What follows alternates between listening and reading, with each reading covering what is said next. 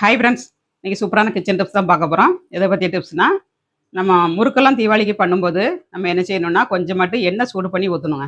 சூடு பண்ணி ஊற்றுனீங்கன்னா முறுக்கு வந்து முறுமுறுப்பாக சூப்பராக கிடைக்கும். இந்த டிப்ஸை ஃபாலோ பண்ணுங்கள். வீடியோ பிடிச்சிருந்தா லைக் பண்ணுங்கள், ஃப்ரெண்ட்ஸ் அண்ட் ஃபேமிலி ஷேர் பண்ணி விடுங்க. மாவு எல்லாத்தையும் நம்ம பிசைஞ்சு எடுத்தாச்சுங்க. எல்லா மாவையும் ஒன்றா போட்டுக்கலாம்.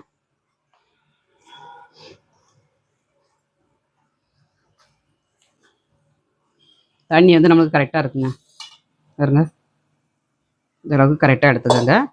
சப்போஸ் உங்களுக்கு தண்ணி காணாமல் இருந்துச்சுன்னா கொஞ்சம் சூடு பண்ணி ஊற்றி பிசைஞ்சிக்கோங்க.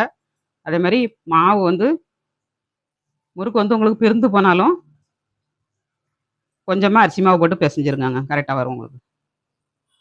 இப்போ நல்லா பிசைஞ்சாச்சு. கொஞ்சம் சூடான எண்ணெய் ஆட் பண்ணிக்கிடணுங்க. ஆட் பண்ணிங்கன்னா முறுக்கு வந்து நல்லா மொறுமொறுப்பாக கிடைக்கும்.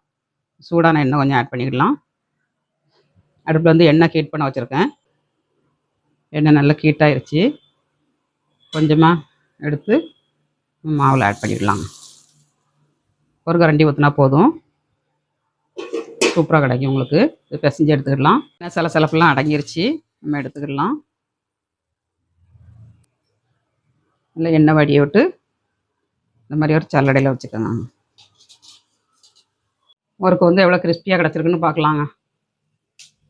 நல்லா உருந்து போகாமல் சூப்பராக கிடச்சிருக்கு நமக்கு. நல்ல மொறுமொறுப்பாக கிடச்சிருக்குங்க. இந்த மாதிரி நீங்களும் ட்ரை பண்ணி பாருங்கள். சூப்பராக இருக்கும் டேஸ்ட்டும்.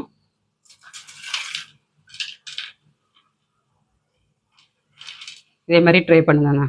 ஃபுல் வீடியோ வந்து அக்னி சமையலில் வரும் பாருங்கள். நாளைக்கு இன்னொரு டிப்ஸோடு பார்க்கலாம். பாய்.